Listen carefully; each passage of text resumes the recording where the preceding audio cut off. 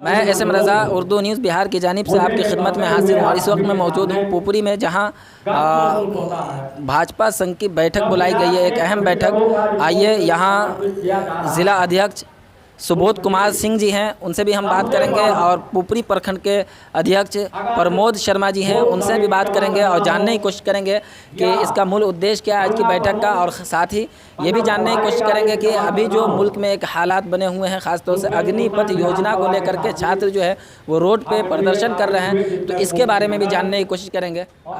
देश में जितनी भी पार्टियां हैं वो सिर्फ चुनावी पार्टियां हैं, चुनाव के समय ही सक्रिय होती हैं। लेकिन हमारी पार्टी एक विचारधारा से जुड़ी हुई पार्टी है और हमारा कार्यक्रम सालों भर चलता रहता है। समाज के अधिक से अधिक लोगों को अपने साथ जोड़ने के लिए हम संगठन का कार्यक्रम चलाते रहते हैं। जो नियम है उसके तहत जब राष्ट्रीय कार्य समिति होती है, उसके 15 दिनों के अंदर प्रदेश कार्य समिति होती है, फिर उसके 15 दिनों के अंदर डिस्ट्रिक्ट की कार्य समिति होती है, और उसके 15 दिनों के अंदर फिर मंडल की कार्य समिति करनी होती है।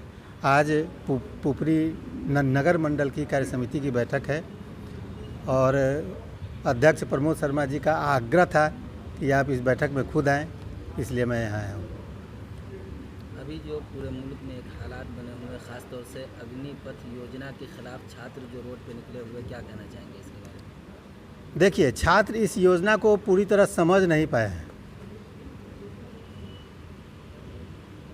इन्होंने जो सरकारी संपत्ति जलाने का काम किया है, ये भटके हुए हैं। सरकार की योजना बिल्कुल साफ है। ये एक तरह का ट्रेनिंग प्रोग्राम है। 4 वर्षों का जो ये पीरियड है, एक तरह का ट्रेनिंग प्रोग्राम है, और इस ट्रेनिंग प्रोग्राम के अंदर उनको स्टाइपेंड दिया जा रहा है, और 4 साल के बाद फिर उनको अपने पैर पर खड़े होने के लिए उनको एक मुश्त राशि भी दी जा रही है। इस पूरे कार्यक्रम को समझ नहीं पाए हैं। सेना में हर साल हम जितने सैनिकों की बहाली करते हैं उतनी बहाली होनी ही है। 30,000 हम हर साल करते थे, अब तो सरकार ने उसको बढ़ा करके 50,000 कर दिया है। उससे चौगुने लोगों को हम ले करके उनको ट्रेनिंग देंगे, और 1/4 लोगों को निश्चित रूप से उनमें से जो ज़्यादा प्रतिभावान होंगे वो सेना में जाएंगे। बाकी जो लोग हैं उनके लिए भी अपॉर्चुनिटी सामने है। प्राइवेट सेक्टर में वो जा सकते हैं, क्योंकि उनका उम्र बाकी है, इसलिए किसी दूसरे सरकारी नौकरी में भी जा सकते हैं। सरकार एक मुश्त राशि उनको दे रही है, तो उससे वो अपना व्यवसाय भी खड़ा कर सकते हैं।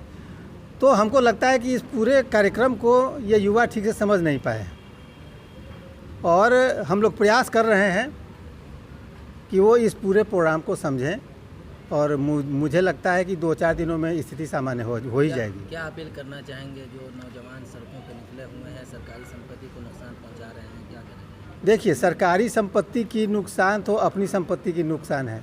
आप सरकार का नुकसान तो कर नहीं रहे हैं।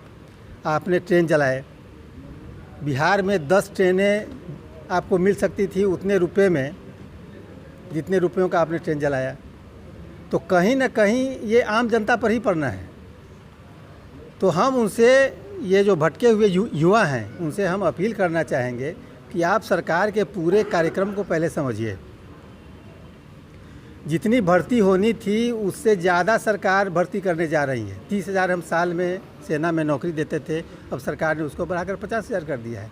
उतनी बहाली तो होनी ही है, लेकिन साथ में आपको अलग से अपने पैर पर खड़ा करने और आवश्यकता पड़ने पर भविष्य में हम आपको उपयोग कर सकें, इस लायक हम आपको बनाना चाहते हैं। इस बात को उनको समझना होगा, और ये आंदोलन का मार्ग छोड़ करके कहीं कोई समस्या है तो बातचीत से हम मामला सुलझा सकते हैं।